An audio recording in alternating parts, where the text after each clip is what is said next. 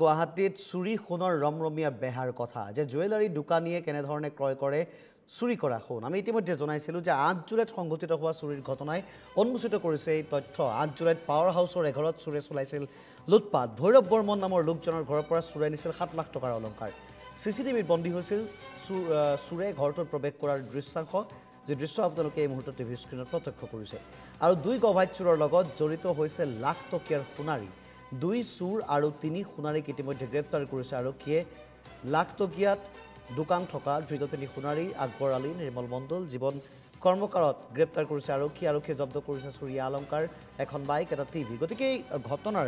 সামগ্ৰিক তথ্য বিশদভাৱে জানিবলৈ আমি পোনপটী সম্প্ৰচাৰত যাব বিচাৰিছোঁ আমাৰ সৈতে সংযুক্ত হৈছোঁ আমাৰ সাংবাদিক কল্পজিৎ শইকীয়া কল্প আপোনাৰ কাষলৈ আহিছোঁ এক বৃহৎ যেন নেক্সাছ বিভিন্ন সময়ত গুৱাহাটী মহানগৰীৰ বিভিন্ন প্ৰান্তত চুৰি কাৰ্য সংঘটিত হয় আৰু চুৰি কাৰ্য সংঘটিত হয় লাখে লাখে টকাৰ অলংকাৰ লৈ চুৰ উধাও হয় কিন্তু সেই অলংকাৰবোৰ কলৈ যায় অতিকৈ স্পৰ্শকাতৰ বিষয় পোহৰলৈ আহিছে যে গুৱাহাটী মহানগৰীৰ ব্যৱসায়ৰ কেন্দ্ৰস্থল লাখ টকীয়াত থকা কেতবোৰ সোণাৰীয়ে একাংশ সোণাৰীয়ে সেই চুৰি অলংকাৰসমূহ ক্ৰয় কৰে আৰু এনেধৰণে এক প্ৰকাৰে সমগ্ৰ নেক্সাছটো চলি থাকে গতিকে ঘটনাৰ শেহতীয়া তথ্য আপোনাৰ হাতত কি আছে আমি দৰ্শকসকলক আপোনাৰ জৰিয়তে জনাব বিচাৰিছোঁ কল্প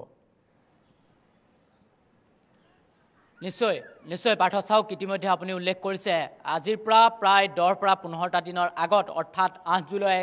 ঘটনা আৰু 8 জুলাই ঘটনাৰ প্ৰমখেদি কালিৰ দিনটোত কালি সন্ধিয়া ভাগত আৰক্ষীৰ এটি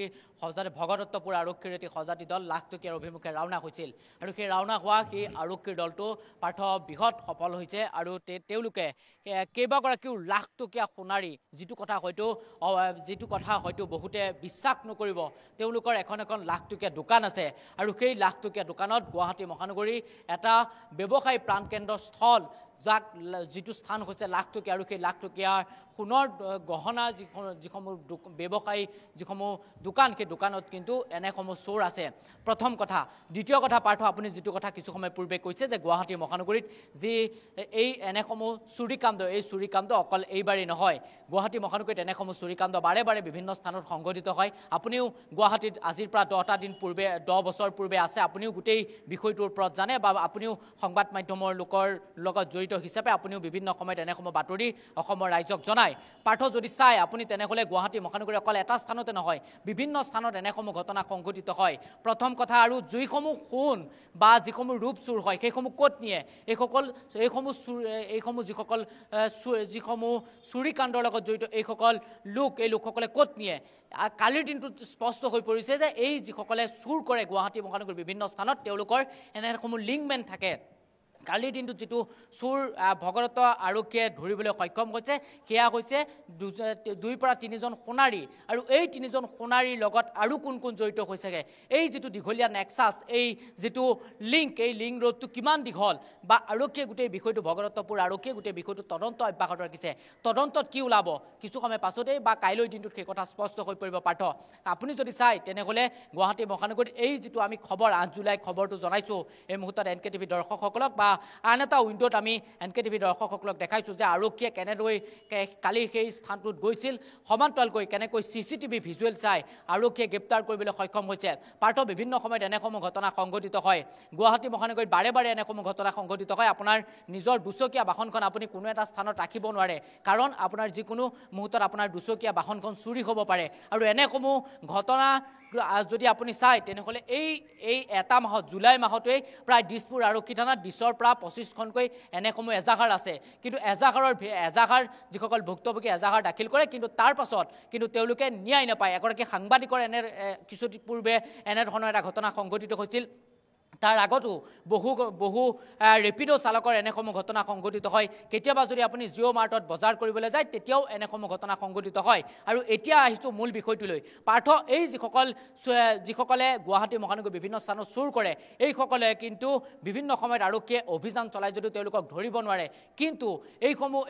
2 পৰা 3জন লোকক কালিৰ দিনটোত যেতিয়া আৰক্ষীয়ে ধৰিছে এইকেইজনক যদি ভালকৈ সোধা পোছা কৰে তেনেহ'লে কিন্তু এখন দীঘলীয়া তেওঁলোকৰ হাতত তালিকা থাকিব আৰু সেই তালিকাৰ ভিত্তিত আৰক্ষীয়ে যদি অভিযান চলায় বহু কিন্তু পৰিয়ালে ন্যায় পাব কাৰণ গুৱাহাটী মহানগৰীত নিতেও যদি আপুনি চায় তেনেহ'লে প্ৰায় 2 পৰা 3টাকৈ চুৰিকাণ্ড ঘটনা সংঘটিত হয় আৰু এনেসমূহ ঘটনাৰ আঁৰৰ মূল কাৰণ হৈছে এনেসমূহ ব্যৱসায় প্ৰথমে চুৰ কৰে তাৰ পাছত নিজৰ যিখন দোকান নিজৰ যিখন প্ৰতিষ্ঠান সেই প্ৰতিষ্ঠানত তেওঁলোকে চুৰি যিসমূহ সামগ্ৰী সেই সামগ্ৰীসমূহ তেওঁলোকে আন যিসকল মহিলা বা পুৰুষক তেওঁলোকে বিক্ৰী কৰে সমান্তৰালকৈ আপুনি একাংশ চুৰি যিসকল লোক সেই লোকসকলক কিন্তু একাংশ লাখটকীয়া দোকানেই হওক বা গুৱাহাটী মহানগৰীৰ বিভিন্ন স্থানত থকা যিসমূহ সোণাৰীৰ দোকান সেই সোণাৰীৰ দোকানৰ লগত তেওঁলোকৰ তেওঁলোকে কথা বাৰ্তা পাতি লয় আৰু কথা বাৰ্তা পতাৰ পাছতে তেওঁলোকে হয়তো যি মূল্য সেই মূল্য কিছু কমাই তেওঁলোকে সেইসমূহ সোণাৰীৰ দোকানত বিক্ৰী কৰে যাৰ পৰিপ্ৰেক্ষিতত কালিৰ দিনটোত আৰক্ষীয়ে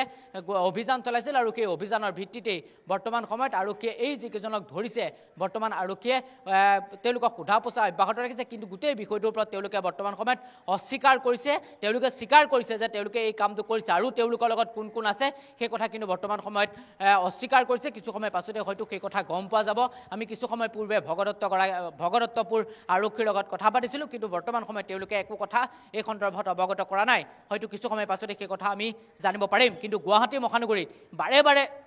এনেসমূহ ঘটনা সংঘটিত হয় বাৰে গুৱাহাটী মহানগৰীত এনেসমূহ এজাহাৰ দাখিল কৰা হয় কিন্তু ভুক্তভোগী যিসকল পৰিয়াল বা যিসকল ভুক্তভোগী সেই ভুক্তভোগী লোকসকলে কিন্তু ন্যায় পাবলৈ সক্ষম নহয় অকল গুৱাহাটী মহানগৰীতে পাৰ্থ নহয় অসমৰ বিভিন্ন প্ৰান্তত চুৰিকাণ্ডৰ দৰে যি ঘটনা সেই ঘটনা কিন্তু দিনক দিনে বৃদ্ধি হ'বলৈ ধৰিছে কাৰণ যিসকলে চুৰ কৰে সেই চুৰসকলে যেনেধৰণে তেওঁলোকে শাস্তি পাব লাগে সেই আইনৰ যোগেদি কিন্তু তেওঁলোকে শাস্তি নাপায় আৰু আইনৰ সুৰুঙাৰে সাৰি যোৱাৰ বাবেই কিন্তু তেওঁলোকে চুৰ কৰিবলৈ তেওঁলোকে ভয় নকৰে যাৰ পৰিপ্ৰেক্ষিতত কালিৰ দিনটোত ভগদত্তপুৰ আৰক্ষীৰ এটা বৃহৎ সফলতা কালিৰ দিনটোত তেওঁলোকে